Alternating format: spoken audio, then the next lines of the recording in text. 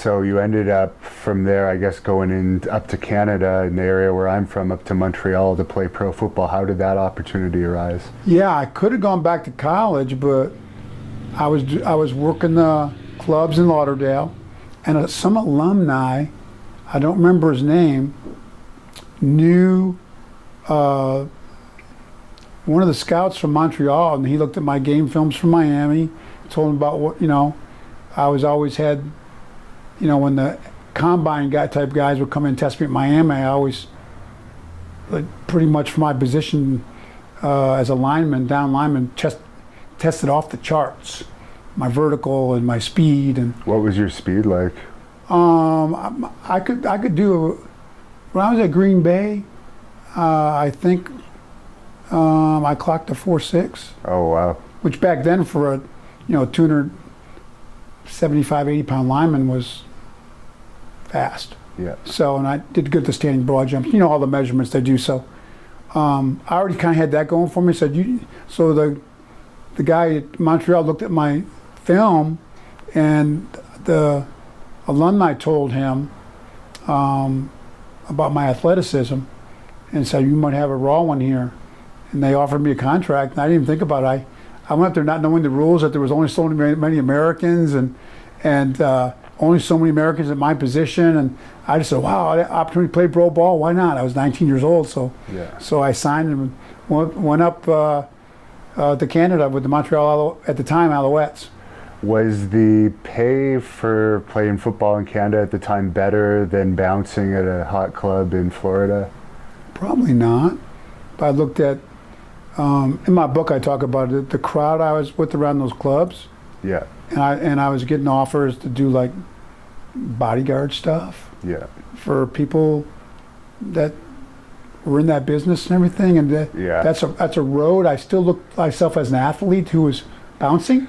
Right. So I was like, when I got the offer to go to Montreal, I had to make that decision which way I was going to go, and I chose the path of stay. If I had that, here's an opportunity to stay in football, and if I make it, I make it. If I don't do it, I always come back down here. So I felt I had nothing to lose to try it, and it just worked out incredible. The line coach at Montreal took a real liking of me, and they kept me around. So it worked out. I guess you were there for 3 years total. Yeah. Loved Montreal, great city. Had some great times there.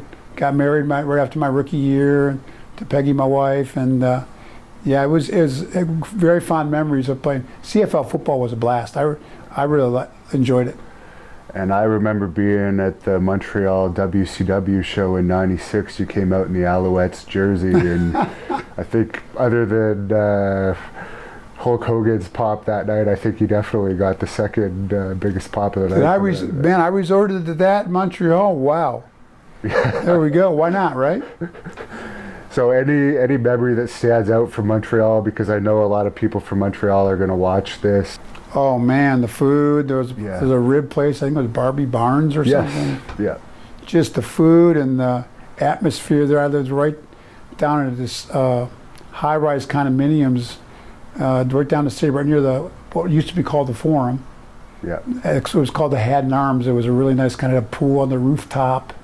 You could lay up to in the summer, and just overall great memories. And going down to Old Montreal, the district, there's a couple really good restaurants I used to love to go to there, and just the culture and the food and the people. I loved Montreal. Do you speak any French?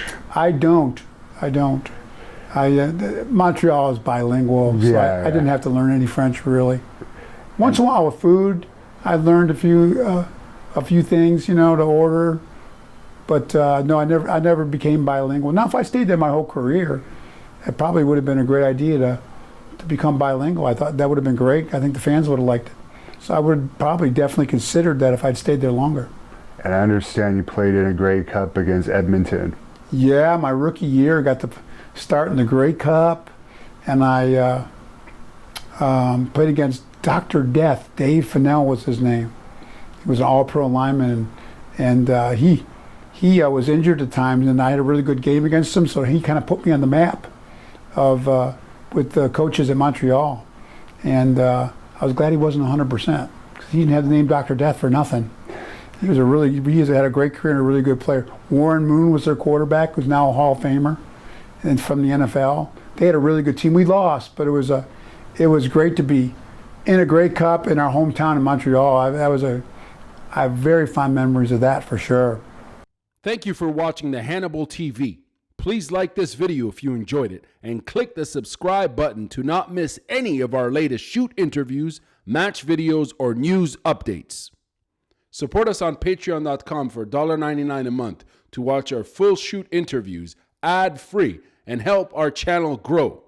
Follow us on Twitter at the Hannibal TV for instant updates.